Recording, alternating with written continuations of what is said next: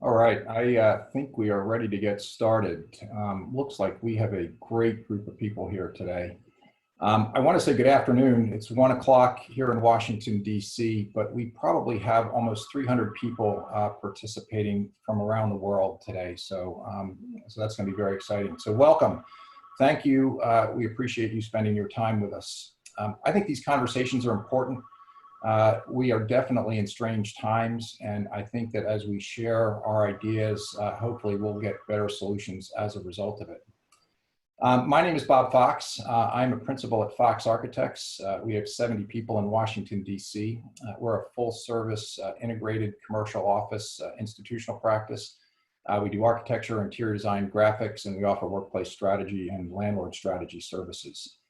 We are also part of the One Global Design Alliance, which is a team of 20 of the best architectural firms around the world, 1,700 professionals, all vetted by each other, and we all support each other. I am also the founder of Work Design Magazine. We started Work Design Magazine back in 2010. It was meant to engage my peers and discuss the issues that are shaping the workplace. Today, our readers are leaders in the workplace industry. We have architects, designers, workplace experts, facility managers, corporate and commercial real estate professionals. I expect most of you are already subscribers, but if not, you can go to workdesign.com, and in the upper left-hand side, there's a subscribe button there. We send out a weekly newsletter. Today, we have about 70,000 people that engage with us either through the website or through our social media channels. And I just want to say a quick thanks to the team. We've got an amazing team. There's a tremendous amount of information that's flowing through, and they do a great job of keeping the site up to date with all the latest and current information. This is our first chat, and I'm excited to have Adam Zuckerman here today. We're calling these chats, I think the idea being that these are informal, interactive conversations, and your participation is valuable. We want to exchange ideas. I expect, like many of you, I'm spending a lot of time on calls and sitting in Zoom meetings, and we're all learning new ways of working. I have one announcement. This is our next chat, which is going to be Friday, May 1st. I'm proud to announce we have Rex Miller teed up for that. I think many of you know Rex is a well-known speaker, author, and thought leader. I think he's written about 7 books now, his latest book being The Healthy Workplace Nudge, which is all about well-being in the workplace. I've had the pleasure to work with Rex on 2 of his books, going through the mind shift process, and it's just a great experience. So put Friday, May 1st on your calendar, 1 o'clock, and we'll hear what Rex has to say.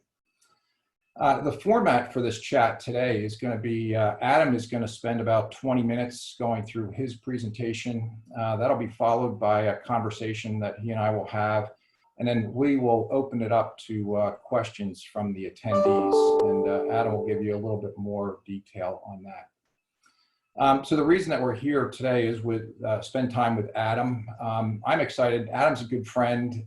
He's also a futurist. Not only is he very, very smart, but out of all my friends, I think Adam's got the most impressive whiskey collection. So I like that better.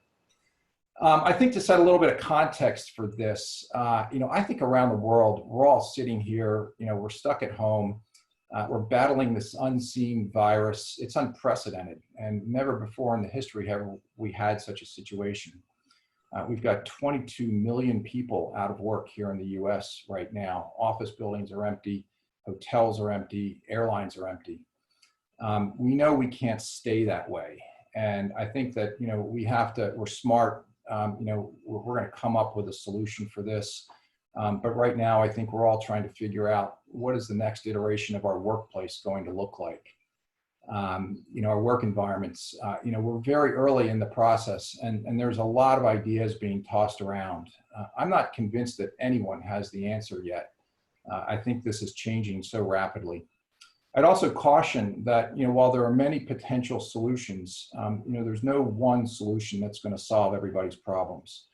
It's important that you consider your priorities and develop a solution that's going to be aligned with your culture and your strategy. So be proactive, don't react, and consider your people and your purpose. We all want safe, healthy, and productive and comfortable work environments. So Adam is, he's an entrepreneur, he's an attorney, he's a technology geek, but I can attest he's also a pretty normal guy. He was the director of ventures and innovation at Discovery Inc., where he identified new technologies. He maintained the company's consumer experience lab and led strategic investments in startups. He spearheaded the company's global shift to the cloud. He spent time in China studying blockchain, AI, and the future of work. He's an adjunct professor teaching innovation strategy at the University of Maryland, and he's the founder of Fosterly. It's an organization that connects innovators and entrepreneurs here in the greater Washington, D.C. area. Adam's website is www.adamzuckerman.co. Adam, welcome. I'm like very excited to have you here today. We've had some great chats, and I know you got some great insight. So I'm just going to turn it over to you and let you run with it.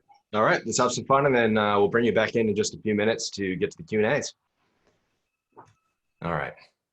Now, as people are watching, it looks like there are several hundred of people online. You can use Zoom's Q&A chat feature, submit your questions. If you're interested in joining the conversation via video with Bob and I after this short presentation, just type live in all caps so we can pull you in. With so many people, we obviously won't be able to get to everybody's questions, but the good news is that we can have follow-up conversations as well. So again, use the Q&A feature, type live if you're interested. This should take just about 20 minutes. So with that, let's have some fun. Now, today we're here to talk about what's next, and it's the evolution of how we're going to work differently in post-COVID-19 times. And the reality is that we're in a time now where the only constant is change. And this was said back by a pre-Socratic philosopher named Heraclitus. And when he said it then, he may have known that today that would still be true. And the world that we're in is shifting. The number of mobile connected devices per capita is going to reach 1.5 by next year. By 2020, at the end of this year, more people will own a phone than have electricity. And that's not to say that everybody's going to have the iPhone 36, the new Android phone, but rather it's text-based phones. And they may walk 5 miles or 10 kilometers once a week to charge their phone in the middle of town. Or maybe they're lucky enough to have a cook stove that can suck the heat off of the stove, transfer it into electricity, and charge their phones that way. Now, things happen really rapidly in our lives. You see these companies here, and what you might not realize is that all of the companies and entities listed in front of you on the screen right now didn't exist 11 years ago. That's amazing. Think of their impact in your life over the last 11 years alone. The world is moving very, very fast. And that fast pace that we're in right now is oftentimes being referred to as the fourth industrial revolution. And that's a merging of the physical and biological worlds. Now, before we get into that a little bit more, I know that you went to school a long time ago. Maybe it was more recently for some of the people that are watching. But the reality is that there are 4 different instances of it. The first revolution was steam, second is electricity, third is computing, and now is intelligence. And what I mean by intelligence is we really will start seeing and are seeing a fusion of the physical, digital, and biological worlds, and it has a potential to impact all disciplines. And in that, the essence of human existence is really going to be challenged. Right now, Bob is mortal. If he walked in front of a bus, guess what? He's going to get hit by that bus and may get injured. He may actually die. Bob, we're going to miss you if that happens. Hopefully you know to look both ways. But what if science and technology can make it so we're amortal? We can live forever unless something happens. Is Bob no longer going to go out into the street? And if you think about it in COVID times, that's why we're staying at home right now. Most of us sheltering in place is because we are mortal. But what if we could go out and we could actually control our environment that you could live forever? And eventually, like Keith Richards, we become immortal and we upload our consciousness into the web and we can actually live forever in a different state. That's a whole nother conversation. If you're curious about that though, there's something called the Kardashev scale of civilizations. We are not even at type 1 as humanity. Eventually, when we get to type 5, hundreds of thousands, if not millions of years from now, we'd be able to control all the matter in the universe. That's again, a chat for another time. Right now, we are in the middle of the future of cities, the future of humanity, the future of work, of music, of medicine, really of everything. People are developing rocket suits. We have robots that can help us, computers that are dreaming, and we're even talking about trillionaires that can mine asteroids. Or if you want to go back to the hyperlocal, you can now actually buy a 3-foot avocado in Florida, which is pretty tasty. It's 20 bucks. Now, our world around us is changing, and it's not just because of COVID.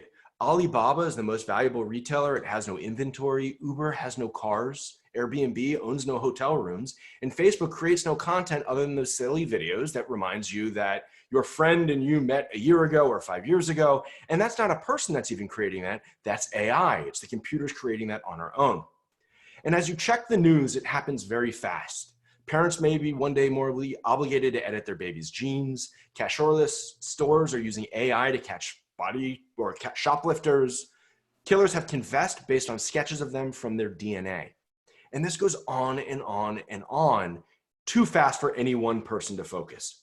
So here's what you need to know. Traditionally, 3 months ago, your planning horizons for your business were traditionally now, up to 3 years, 3 to 5 years, 5 to 10 years, and 10 years plus. And you really decided how you were going to focus on problems based on these planning horizons. But in the new times of COVID, things are changing. In your offices, you may have somebody that said 3 months ago, we are not going to change to a digital transformation anytime soon. Things are good as normal. But guess what? The COVID-19 wrecking ball is here, and we're all working from our homes. Things are changing. And when I say we're all working from our homes, always remember to never speak in absolutes. There are plenty of people that are still having to go to work, first responders, so on and so forth. So with that, let's hop in.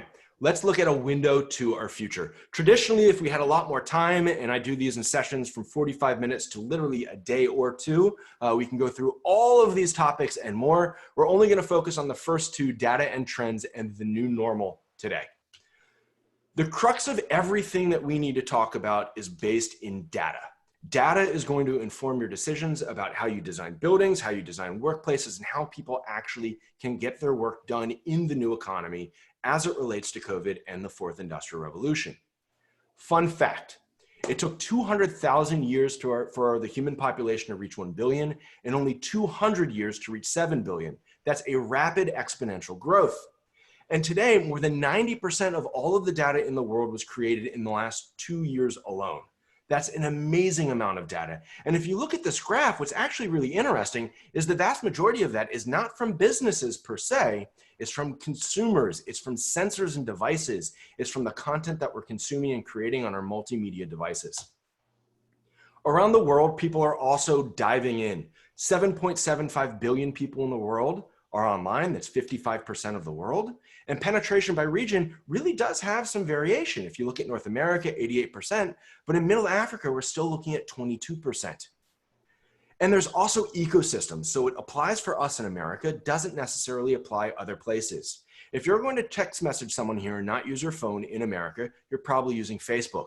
Go to China, guess what? You're using WeChat. Different ecosystems, different events, different truths. Now, adults are certainly getting online more than they were years ago. We finally hit that crossover where television and mobile time has shifted. You're spending more time on your phones and your devices than watching TV. And we're seeing things that are helping us get around our daily lives, like Google Lens and AR image analysis. When you walk into a building, you can hold up your phone, walk around. You don't have to hold a map anymore, a touchless economy, and it can translate science for you on the go. Technology is bringing people together in faster ways. And you see the old nomenclature, old phrase or metaphor or picture 1,000 words. This is 1,000 words describing a duck jumping into water. Maybe a picture really is worth 1,000 words. And today, that's why people are going back to Instagram and TikTok and Snapchat. And what's funny about that is we're actually just going full 360. So these are hieroglyphs. Pictures are worth 1,000 words. And that shapes everything that we're going to see and talk about as it pertains to the workplace in just a minute or two. Now, what happens in America is also different from around the world. You obviously know that. The Chinese market is massive, notwithstanding adjustments that are going on right now. And we have to make sure that we are planning for the future. Last year I was, or I guess a year and a half ago, I was an Eisenhower Fellow. I spent a month in China learning about blockchain, future of work, augmented reality, and a few other technologies. And they are a bellwether of technology that is going to impact us going forward. They had offices like Amazon Go, where you could walk in and all facial recognition to get into your office. Again, touchless. Online, massive sales days, massive sales days, like Singles Day, that they're selling to consumers around the country that outpace anything like Black Friday in America. And eventually, our reality, if we had augmented reality glasses, contact lenses, or even bionic eyes, could start to look like this. I hope personally I can turn this view off. That's a video. It's called Hyper Reality. Google it. It's on Vimeo. Fantastic. So that takes us to our new normal. And the new normal really is a new normal with a caveat, and that's the COVID-19 caveat. It's that nobody knows how things will turn out, but that doesn't mean that we can't use data to make predictions to help us understand what might change. And just in America, if you look at the curve right now with the COVID growth, there are other countries in the world that have taken steps and adjusted to prevent and also react that we have not and sometimes have embraced. We'll talk about those in a few minutes. Now, many of you who are watching, I imagine, are at home in a newfound work environment that for a few weeks or a few months may actually be manageable. But the question that I pose to you is, can you really work on the couch with your kid snuggling the cat next to you for 3 months, for 6 months? Maybe you lose it a little bit, and on the bottom right, you start wearing fun outfits just to spice up your environment. Or for me, this is what I actually have at my workstation right now in front of me. Bob asked me to show it to you. It's a desktop computer with an LED ring light, a boom mic, wireless headsets, wireless mouse and keyboard. We'll talk about why this might be important for you in a few minutes. Now, with all of this change, life is unexpectedly strange for a lot of people, and you're not alone.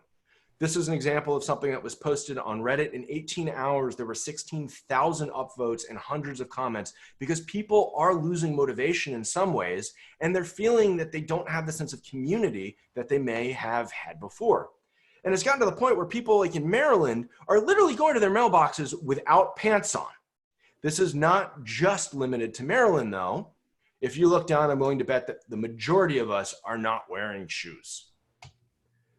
Now, there is empirical evidence for this also. Shirt sales at Walmart are booming, but not pants, because we are in this new reality that's going to shift how we purchase, how we interact, how offices are set up, and everything in between. Now, this is a great example. Get this work done. Oh, finally, the week is over. It's the weekend, baby! Right? And that's really how our lives are right now.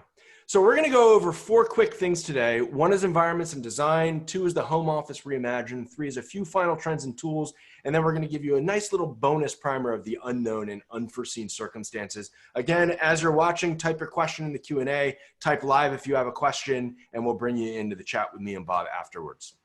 Now let's start with environments and design. Right now, we're supposed to keep 1 alligator distance in between people, 6 to 12 feet, depending on the size of your alligator. Sometimes they grow bigger than others.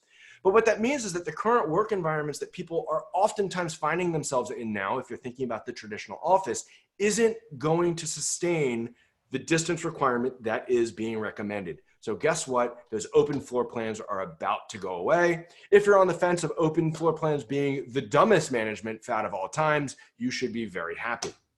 On the other hand, people are saying, wait a minute, we now need more space because we have to separate people in their workspace. So what are the considerations that go into building a workspace that is 6 feet apart? Is it going to look more spread out like this? Do we actually revert back to cubicles that have full walls to the ceiling or offices? What are the design considerations that we need to be thinking about? And it's not just the physical office spaces that we're thinking about. It's also how people have the egress into and degress out of the buildings. If you can only have 4 people on an elevator at once now, or 2 people on an elevator at once, how are you going to get an entire office up to the 64th floor? Are people taking the stairs? Is there going to be a queue outside like we're seeing in Costco right now around the country? Nobody knows. Now, there also might be a revisionist idea of how people should get around cities. So I'm sure you've seen stuff like this where 1 busload of people takes this many bikes off the road and this many cars off the road. But now, what if we don't want people getting crammed into mass transit, because that's a great place for people to spread diseases and things of that nature. And instead, we now have to reconfigure cities to really encourage people to bike instead. So we can't go full mass transit, but something in between. And if you think about how much space is actually dedicated to cars to keeping people aside, you start to think, what's actually possible? Is it augmented reality where people are logging into offices? Is it autonomous driving where people no longer have to drive or live close to the office because their cars can drive them from 50 miles out of the city when they're sleeping? We'll see what happens. And there's also going to be an obligation and a fiduciary duty of companies that have offices to provide services to the people that visit and work in those offices.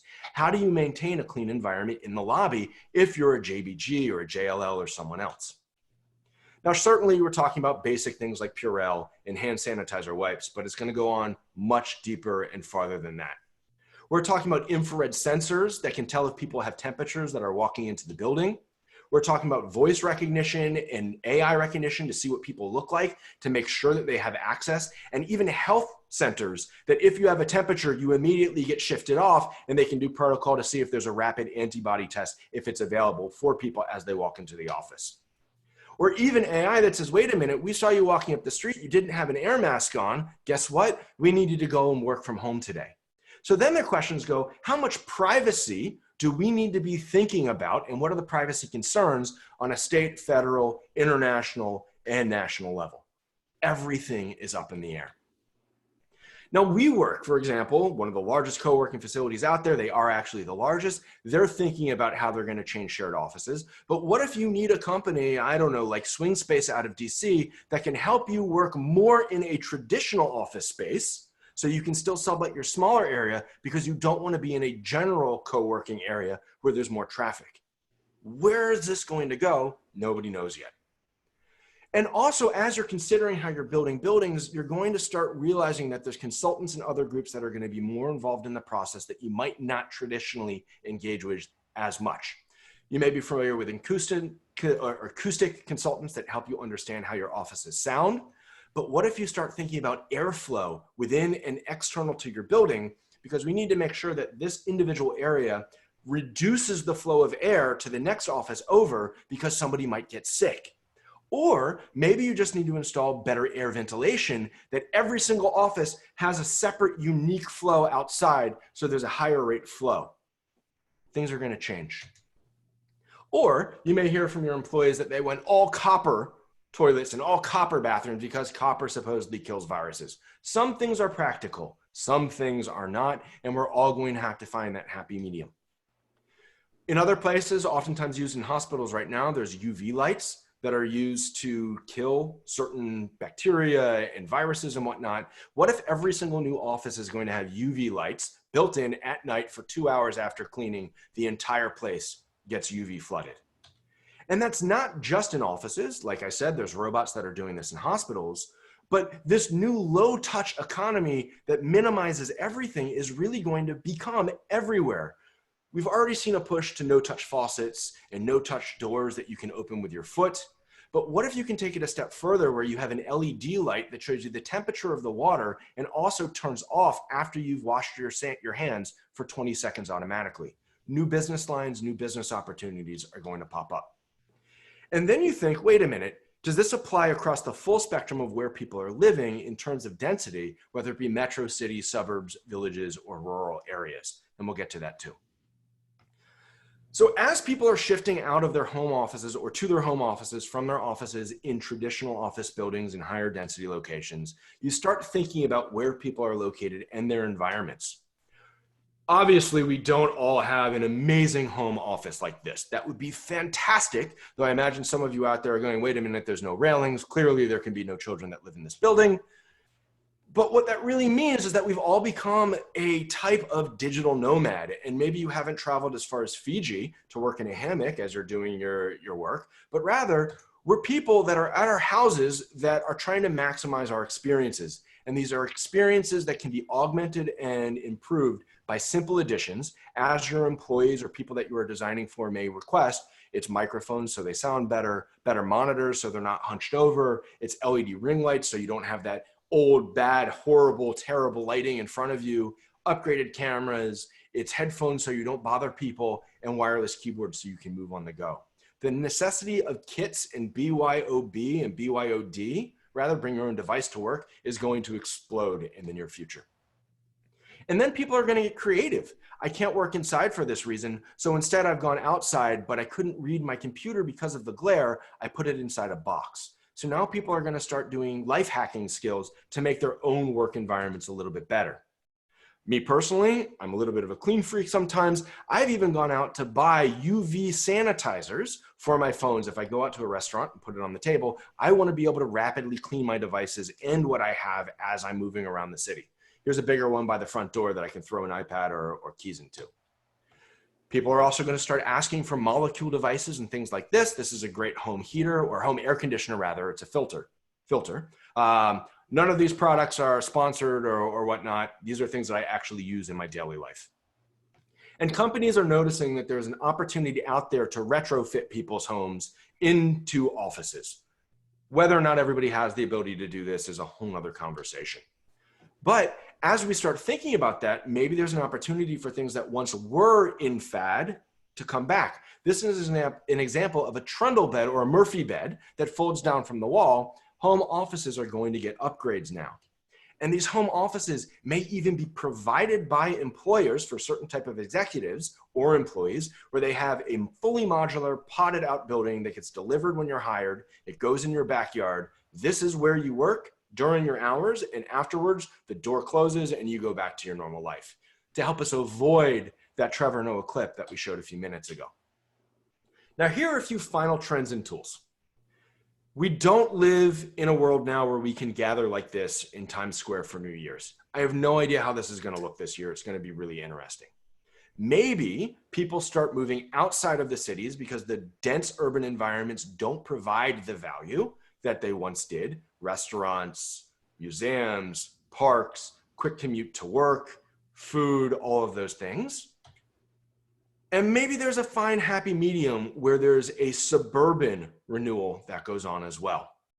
Regardless of where people end up, the times of working in Corona have changed, and they are here, and they will be around for a very long time. This is our new reality that is not going away. So with that, take humor in what's going on, like this woman who forgot to turn off her camera as she went to the toilet during a conference call. Video calls are a thing. Just be cognizant of who you are and where you are. Embrace the SaaS tools that are out there. If you have younger employees in your office, ask them what they think you should be doing and installing. Maybe it's even soundproofing panels that can be delivered to people's home offices so they can help get away. Green screens in the background, better cameras, you name it.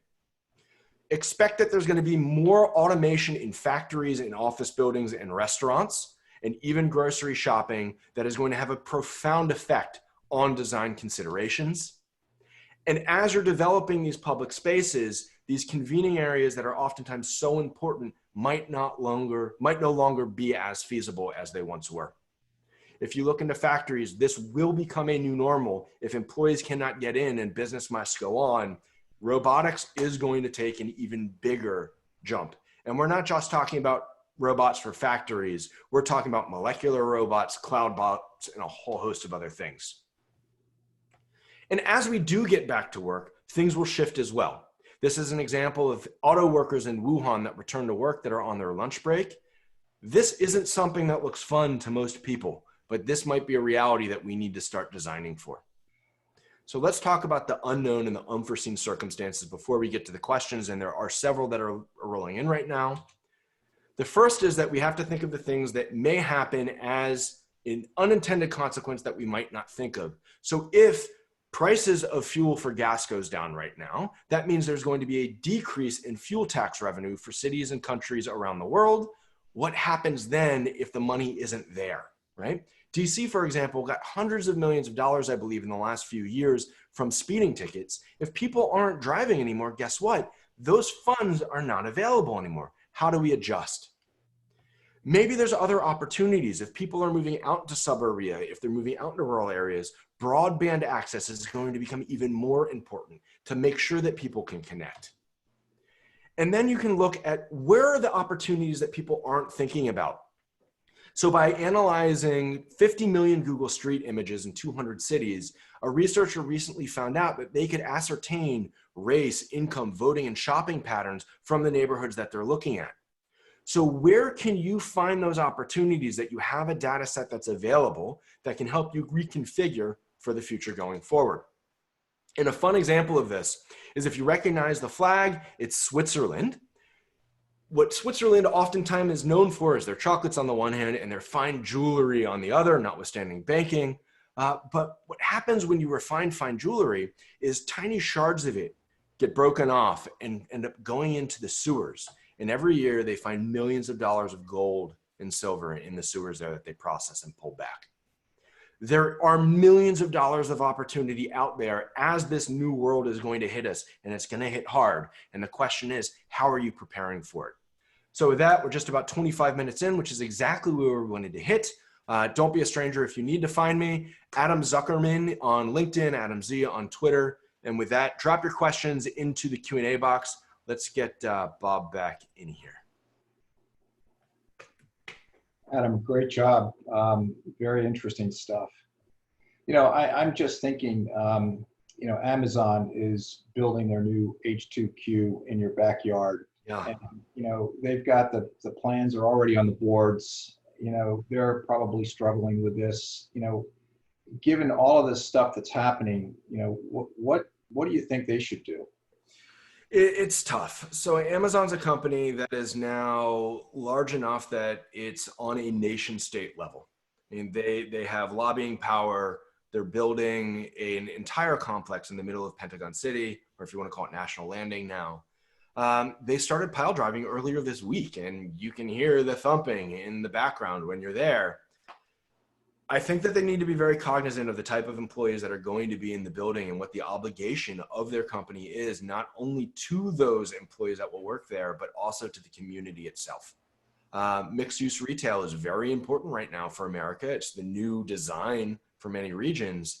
And the question then becomes, what do you do to make sure that the people that are visiting remain safe? And that's to be seen.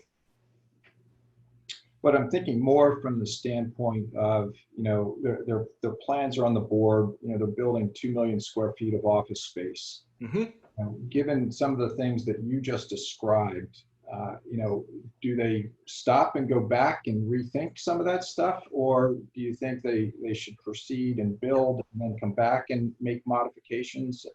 You know, I'm just thinking that we're all in this, you know, world right now where, you know, we've got projects, they're in process, and there's rapid change. You know, so how do we adjust? That's a great question. And I don't think that they should stop because the world is going to continue. But I think that it is in their best interest to go and evaluate what is being selected. So the materials of the office are the materials where viruses can live on. If we're talking about it just in the pandemic response. Is it a material that a virus can be dormant on for a week versus 2 days? Choose the one that's 2 days, even if it's a little bit more, right? Does every single cubicle, if they have one, have to have a small UV light built into it? Is it possible to increase and spend a little bit more of the speed of the elevator and work with Otis, for example, if that's who's being selected, so it's voice activated or low touch, self-sanitizing? Don't stop your projects, but you have to start considering every single piece of it along the way. What can we do to make sure that the instances and implementations that are going to be put in place are actually best use case scenario? You know, one of the things I'm thinking about as you're, you know, speaking about this, you know, there's a design and engineering aspect, and there's a behavioral, maybe policy aspect. Yeah. You know, and I'm just, you know, thinking again from a you know, an office user's perspective, you know, in the workplace, you know, is there a way that you would suggest people think about that? It's difficult. I mean, an example. So Richard Leeds sent in a question on the panel, and he's asking, do you think that non-standard spaces such as cafeterias will be converted into workspaces, right? And this is really the type of thing that we need to be thinking about, where how are we going to reconfigure? Who is the consumer that we are designing to? And what is the risk tolerance in the area that this location is going to be in?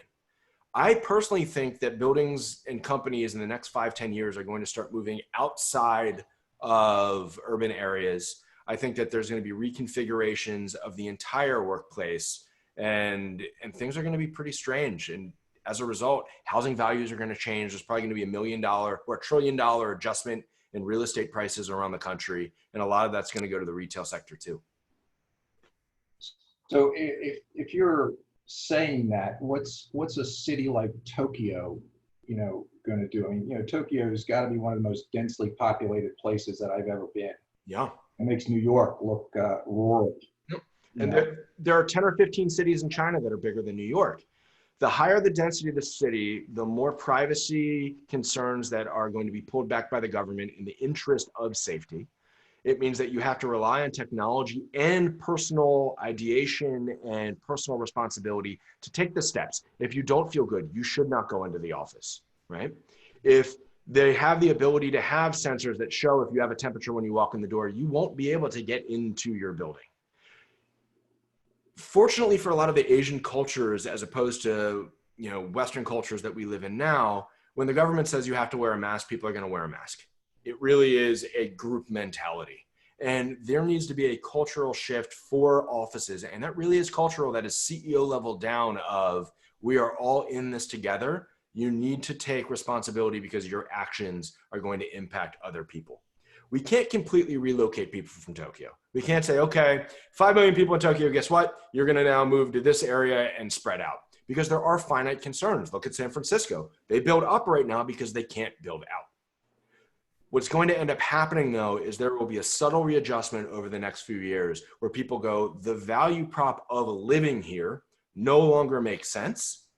Companies are also going to have that same reaction. And I think that there's going to be a distribution that relies more on technologies to make it so people have a distributed workplace, and companies are not going to be co-located in major cities as much.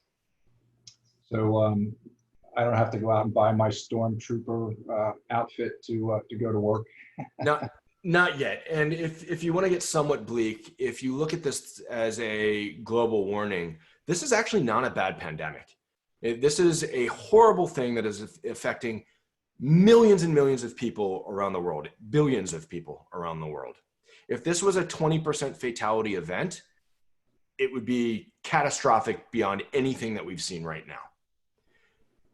We have the opportunity to put things in place and an obligation as designers, as developers, as people that can shape the future to make it as safe as possible for other people. And that's talking about integrating urban design for agriculture. Local is the new organic, it's supply chains, it's a whole host of other things, rooftop gardens. Everything needs to shift as a reaction.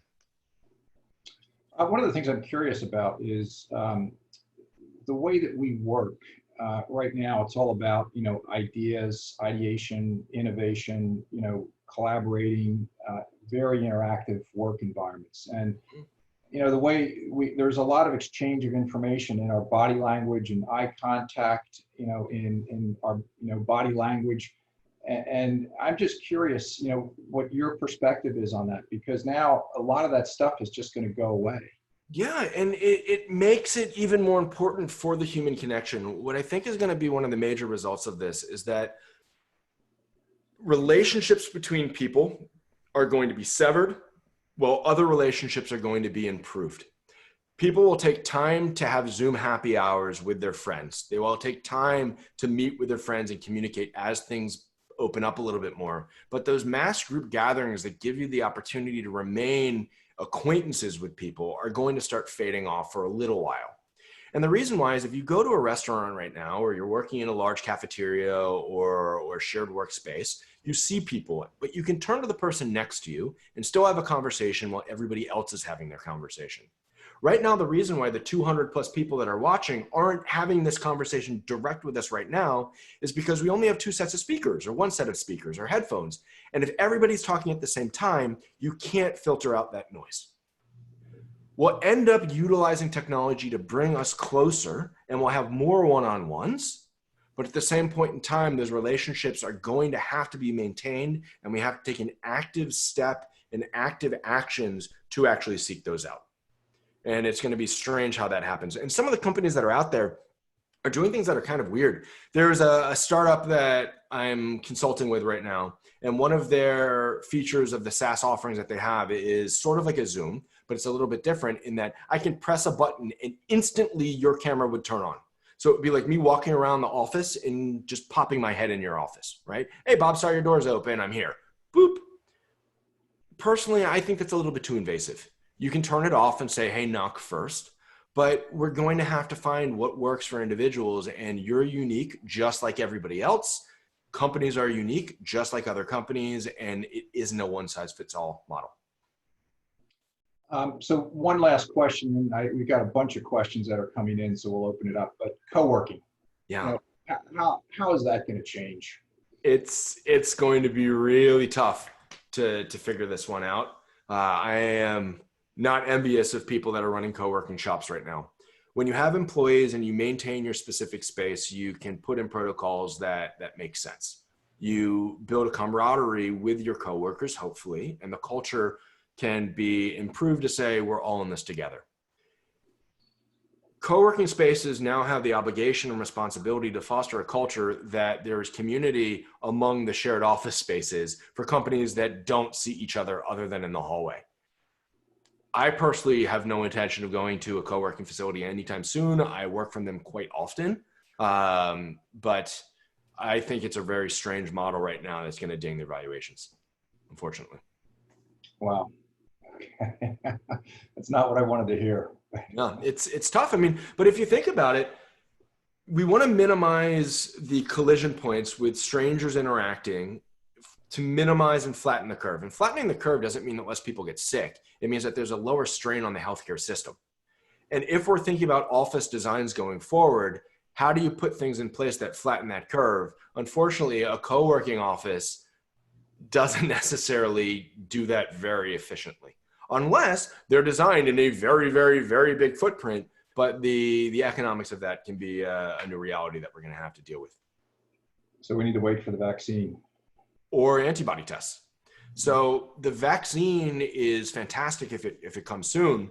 But one of the conversations that's going out there is if we can get a rapid antibody test that shows if you are immune or have an immunity to it, those individuals can start coming back to the front lines and we can start reopening up. We have more resources globally than in the history of the world focused on a singular problem. And hopefully we have an opportunity to figure something out soon. Yeah. Good. Well, let's take some questions. Do you want to invite people in? Why don't you moderate? And if you want to have a question answered live, we can bring people in. Just put live in your question. It looks like we have one from Jeffrey Pilas, so let me go and find him in the list. And Jeff, your screen is about to flash. Hold on one second.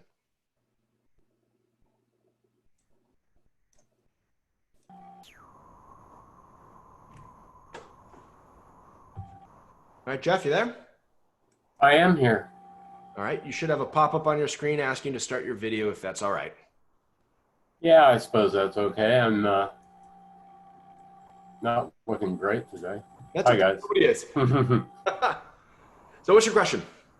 Yeah, my question was that indicated that I've been working remotely for a very long time. So anecdotally, I have some level of amusement when I have watched, and yesterday CSI had a presentation about remote work that was hosted by a number of folks as such a culture shock for all of you, because we've done it for 10 years probably.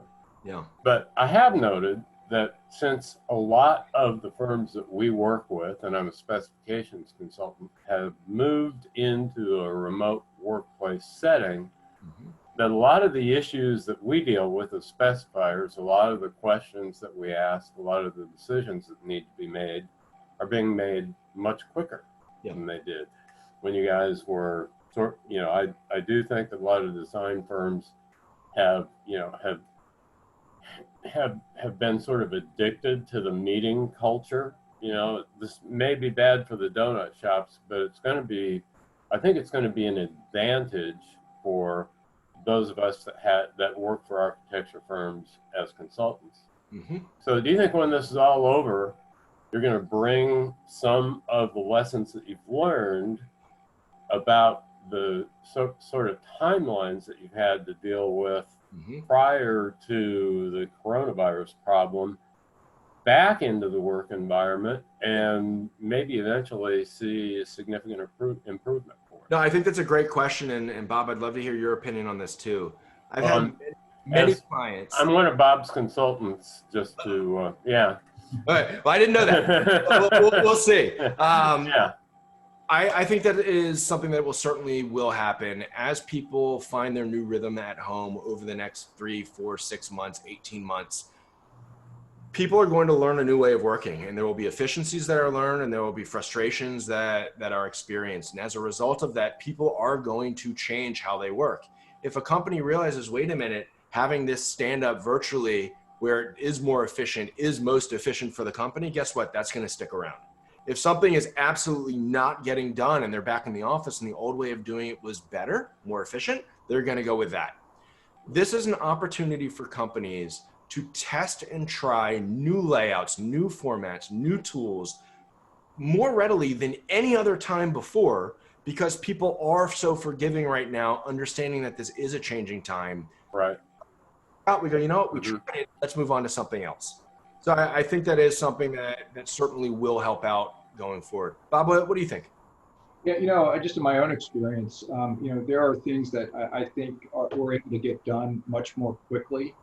But I also feel like there's a gap in that, I would just collect or absorb so much information and data just by walking through the office, and seeing what other people are working on, overhearing conversations. And that's the part that I think I'm struggling with. I don't have a new way to adjust or account for that. So I think we're going to go through a learning process, and figuring things out. And that's why I say I don't think people should rush into all of a sudden make a bunch of changes to their workplace, because I think there are things like that we have to figure out. Yeah. All right. Thank you. Let's get to the next question. All right. So Suzanne, completely agree with you. Think of co-working will be more like a private club. Members do become responsible to each other like family and coworkers. I think that's exactly right. If we can figure out how to create that camaraderie in those companies, I think that will be important to do. And I think it is more feasible for companies that are hyper-local or subject matter focused co-working locations, as opposed to a WeWork where anybody can join. So specifically, this is a co-working shop for makers who want CNC routers and 3D printers versus anybody can just pick up an office space. Hey, Bob, you want to pick another question? Yeah, I'm looking, Case Sargent has a question here. It says, we should not be going backwards and being reactive. We need to embrace the challenges at hand and move forward. We need more choices, not less. We don't need to throw up sneeze guards or lay down circles to define space. We need to use design intelligence and not panic into doing stupid things that give us a false sense of security or just give us more things that we have to clean and chain people to their desks. Yeah. So I think that's consistent with what we're. Yeah, and it's strange. So one of the questions that I get often asked is, how are you managing your day? So in the beginning, a lot of people thought, wait a minute, I commuted to work an hour each way. Does that mean I get 2 hours back of time? But yet a lot of people now are finding that they are less efficient because everybody thinks and knows you should be around your computer all the time. So we need to figure out what these new boundaries are going to be for digital workspaces, because just because you know somebody is at their house and can't get away doesn't mean that it is okay for them to be on 24/7. All right, so here's one from Jennifer for you, Bob. Bob, is it possible to receive a recording of the presentation? Let's say yes to that. Yes, we get a couple of those questions here. So this will be available. We're going to send it out to everybody that signed up here on this for the attendees, and then it's available if somebody else wants to get it. So. All right. Now, John is asking about social distancing is an issue, but is there a hypocrisy as those same people have to use mass transit, will go to sports events, concert, bars, clubs, etc.? I see a much bigger issue. John, I think that you are 100% correct. The reality is, though, that the sporting events, the clubs, the bars are going to have to adjust to this also. I was talking with one of the lead sports announcers a week ago in the DC area. I'm not going to name who it is, but they said that they don't expect to see sports reopening anytime soon. And when they do, it's going to be a problem because it'll be limited seating if seating is available at all. And the players don't want to play if the fans aren't there. So there's some really interesting things that are going to come out of that. Now, anonymous attendee asked, do you think there will be a new appreciation for the physical workplace, or do you think this will shift further into working remotely and getting away from the physical workplace? Bob, what do you think? I think it's going to be a mix. I think back to Kevin Kelly's book on, what the future wants, or what technology wants, I think was the title of it. And, in there, he said, the old technology never goes away. Mm-hmm. We learn to use it differently. And so I think that, we're not going to abandon office buildings. We're not going to abandon these, like, I even think co-working, for example, we'll figure out a way to use it. So I think we're going to go through a number of iterations and testing things and trying things out. And, at some point, hopefully we get to a new normal. All right. I love this one from Nancy Cohen. What are your thoughts on activity-based settings, sharing ratios, utilization rates, and densities? Many occupiers depended on leasing less space per person to make their real estate economics work. Is this the end of activity-based sharing and densification? What do you think? I don't think it's the end. I think we're just going to do it differently. I think we're going to learn, different ways of working and apply those. And I think every organization, there's not going to be a one-size-fits-all solution. I think organizations are going to have to look at the work they do, their culture, what their priorities are, what their strategies are, and the space is going to evolve, to address those concerns. I think that there is a two-part answer for that. One is in the near term, I think that there will be a slight adjustment where densification rates are going to expand. So you'll have more square foot per person. After that, things will probably end up moving back towards shared workspaces, but just a little bit farther apart in that. The issue is whether or not a second pandemic or something like that hits in the next 15 years. If that hits, all bets are off. The question is, how serious is that? And what's the ramification and actions to that? If that happens, I think that there will be a massive departure from urban life, and people will start doing things like you see now, baking more, growing their vegetables more, enjoying the outdoors more. All aspects of life will significantly change. We're going to get back on course. The question is, if this happens again, where does that course correction take us? And I think it's going to be a different society. Adam, one of the things that I think that has evolved out of this is that we've all gotten much more comfortable using this kind of technology. And I think that, we're going to be more comfortable with the whole concept of remote working. Mm-hmm. I think a lot of organizations were thrown in the deep end on that now. And so I think that that's going to become a more standard, application to how people work. Mm-hmm. So, I think we'll go back into the office. I don't think the square footage requirements are going to change all that much. But I do think that you're going to see people more comfortable, in working in remote situations or working from home. Yeah, there's also something that I've been seeing percolate up a bit where you work in waves. So this shift works Monday to Wednesday. This shift takes the office place Thursday to Friday, Thursday to Saturday. So it is less people exposed in the same place, and you share your office with one other person.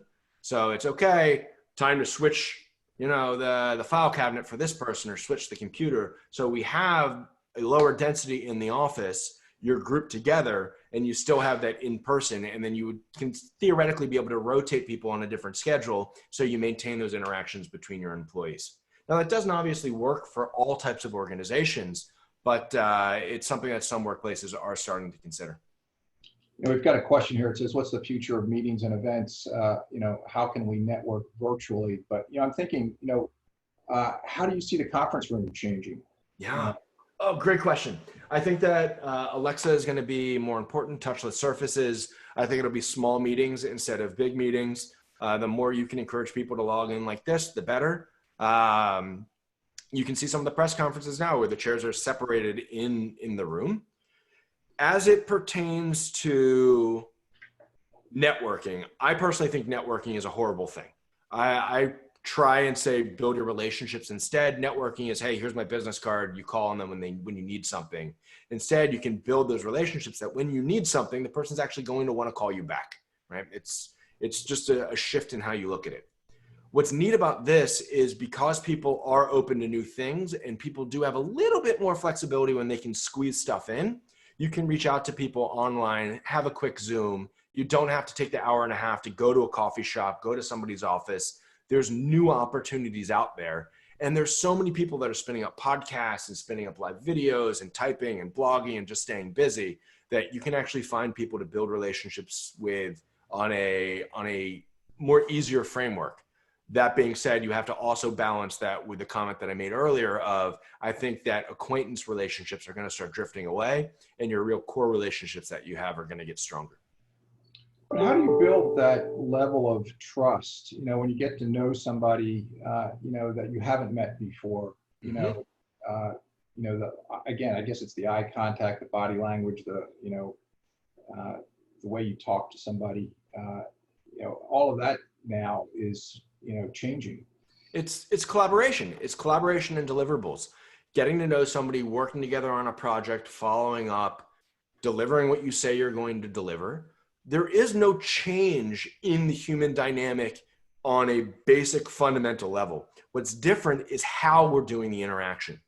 So if I were to call you up and say, hey, I'm going to meet you at this restaurant for lunch, Bob, and I didn't show up, you're going to think that I'm unreliable. If I say I'm going to meet you on a Zoom and I'm 5 minutes late, guess what? You're going to think I'm unreliable and you're not going to take that second meeting.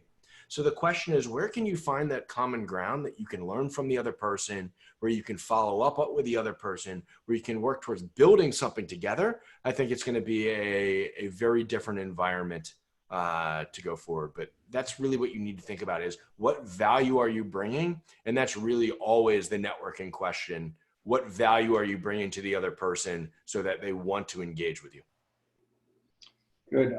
We've got another question here that says, what type of products do you see emerging for companies specifically targeting helping workforces foster culture and enhance relationships and better collaboration within teams? Face-to-face has always been seen as a key to that effort. Yep, 100% agree with that. I think that companies are going to dig deep and find a lot of peripherals that we talked about earlier, whether it be the better mics, the better lights, the better speakers, the better setup. Ergonomics is going to be unbelievably important. It is the company's goal right now, in my opinion, to make their employees comfortable and feel valued.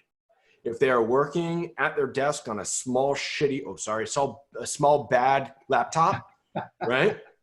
That employee is not going to be happy. If they get a care package that has a ring light, a new mic, a new camera, a bigger screen that goes, we want you to feel your best while you're in this strange environment. It's still our stuff. You got to send it back if you end up leaving. They're going to appreciate that.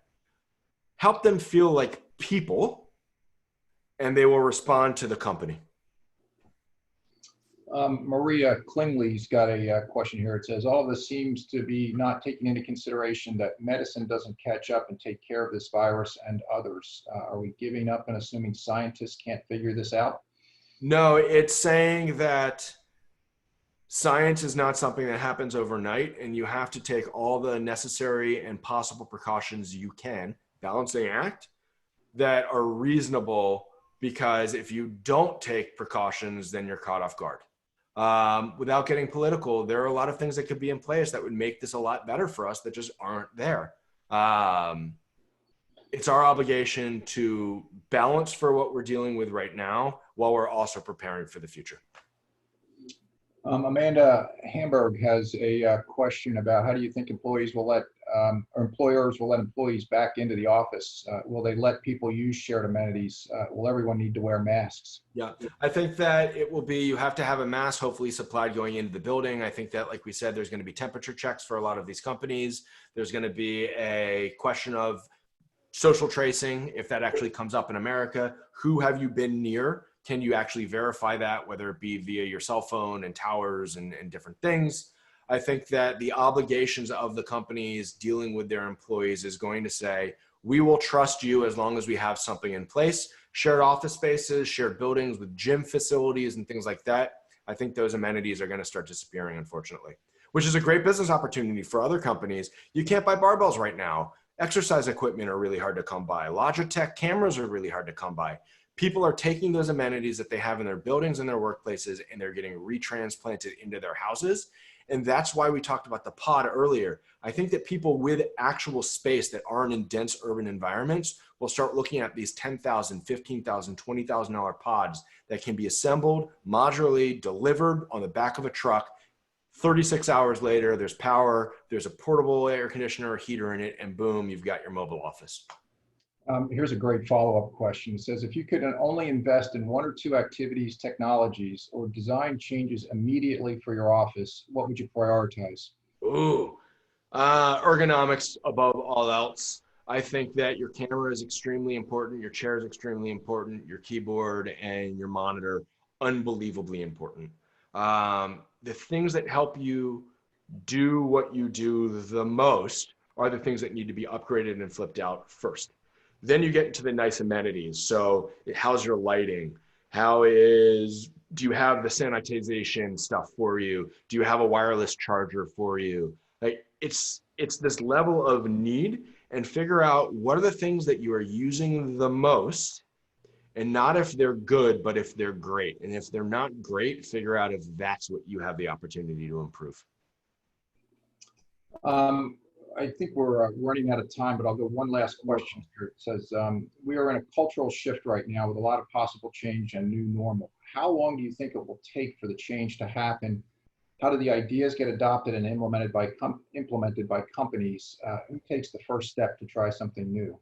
I think that we already are in the new normal. I think that every day is going to bring different changes. I think it's hyper localized, not only to the company level, to the individual, to your physical location as well. We are living in the future right now. We really are. And the question is what the future is next month, next year, in 5 years down the road. That's anybody's guess. That's the fun part of it. Great. Yeah. Adam, this has been awesome. Thank you very much. We really appreciate your time. I'd like to thank everybody for joining us, here on this today. It was, we had just a spectacular number of people. I think we had well over 200 for a while there. But hopefully you'll join us again. Keep in touch. But this has been great. Thanks. Take care.